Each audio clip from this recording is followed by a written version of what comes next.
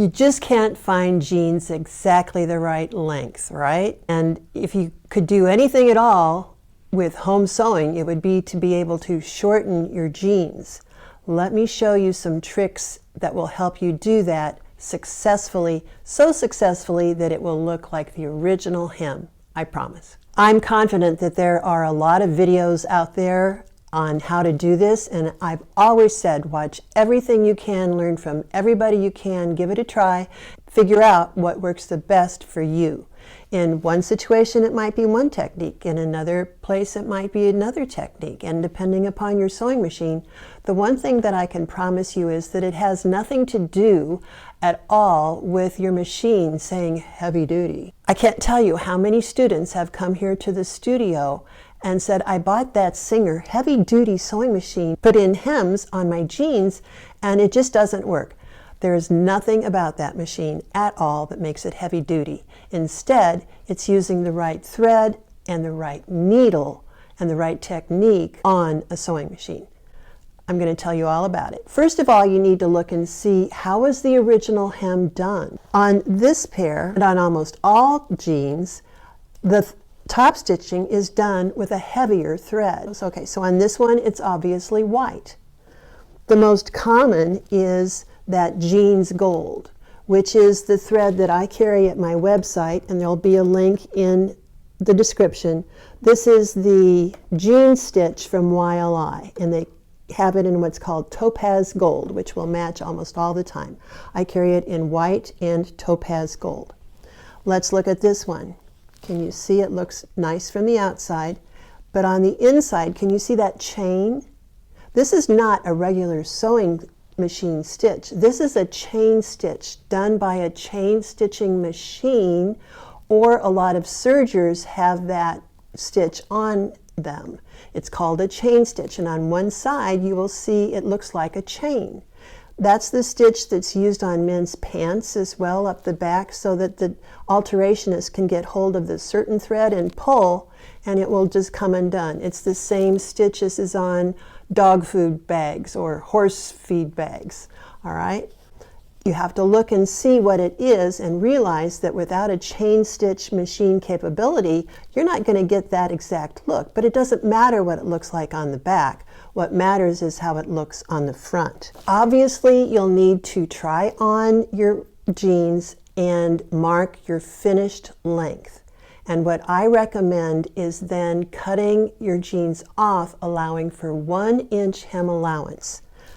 What I mean by that is if I've decided my jeans need to be this long, I'm going to cut them 1 inch longer. All right, that's very important. You've got to have enough fabric to turn under and turn up so that you have a finished edge on the inside of your jeans. That makes sense, doesn't it?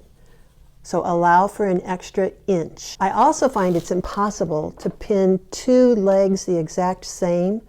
Assuming that your legs are the same length, I recommend pinning one and then using that as the pattern after which to cut the other leg. So what I'm saying is I figure it out on one leg and cut it off, and then take what I cut off and use that as my pattern so that I know exactly what to cut off on the other leg. I hope that makes sense. Now, here's the secret. You've got so much bulk. Let's stop and think. If I just turn this hem up and go like this, would I have 1, 2, 3 layers on this side? But I'm promising you I've got 1, 2, 3, 4, 5, 6 layers on this side. Then when you're stitching, you're coming either up a hill and down a hill, or you're coming down and then you're going up. The key is balancing the bulk.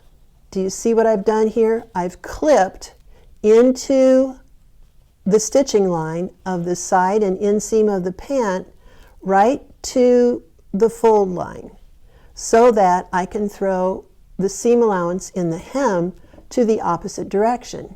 So now do you see when that folds up? That's going to be balanced. Furthermore, I've got this part that's going to turn in, so I'm going to clip again. Or you can even trim this down so much you have next to nothing, so that when this comes up and turns up again, Now I have the same number of layers here as I have here. I have created a flat. The other key that I can give you in addition to clipping to balance the bulk is to lay this on the concrete somewhere, not your kitchen floor, not your kitchen counter, but the sidewalk outside, and take a hammer and bang it, because that will help kind of break the fibers and flatten it. The other thing you can do is at your ironing board, give it a good steam and a good clap with a piece of wood, a clapper. That will help it really get in place as well. The next step you're probably not going to like, but that is taking the time to hand baste your hem up. I'm going to do that and I'll be right back. Now you can see that I've hand basted it in place, and I did an equidistant from this fold. So I did this with the wrong side up so that I could make sure that was nice and straight. That's going to be my guide. All right. With what you cut off, you can test your stitch, because you for sure want to test your stitch. As I said before, I've got heavy thread in the needle, and that's why I basted it, because my machine just works better with regular thread, matching thread in the bobbin. So I've got a same topaz gold down here to match my top. So if it were white, I would have white and white. So I know I'm going to be top stitching this with the pretty side up. It's always the right side of your stitching that's going to look the best. Here's a sample that proves it to you. Here's the heavy thread on the top. Do you see how it looks? Versus the heavy thread on the bottom. Which side looks better? Sandra, the left, for sure. All right. But do you see the inside of it? I tried this with the heavy thread and the bobbin at the same time, and it still just doesn't look good in the bobbin. That's why instead of sewing this way, counting on the heavy thread and the bobbin to end up at the top, just isn't going to work. When you're doing top stitching, you want to stitch from the top. I hope that's clear. So here I am, I'm just going to try it. I've got my stitch length set at 4. You just want to make sure everything's working right and that the stitch looks to be a good length. Let's also test it out here on all those layers and see if we still have a good stitch. Notice when I pull it out of the machine, I grab the last stitch rather than just pulling. As I look at this, it seems to me that my stitch length is a bit longer than what the original was. I'm going to pull it down 1 notch.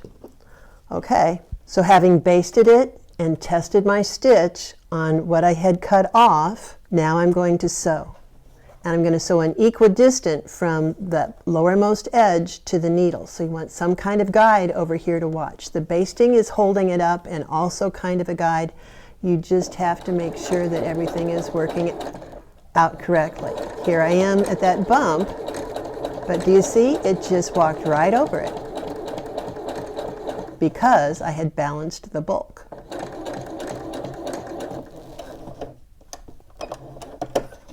I have just a piece here, and again I would start and stop at the inseam, and notice how I supported my stitching and pulled it out and left a long thread. See how nice that looks from the outside? And looks nice from the inside as well. And I didn't have my machine stop and stitch in place because it needed to go up a hill. The key is balancing the bulk by clipping in at the hem line and also where it's folding back. The other technique of hemming jeans is to actually use the original hem, so you cut it off, allowing for a seam allowance, and then stitch it back on, locating that seam pretty close to the bottom of the pant or taking a tuck. There are quite a few videos about that here on YouTube, so go find them, search for hemming jeans, and they'll all come up. But I think this might be the only video teaching you about balancing the bulk. I hope it works for you. And remember the jeans thread available here at Londa's Creative Sewing. My mission is to share all I know about sewing here on my channel so that you can come to love sewing just as much as I do.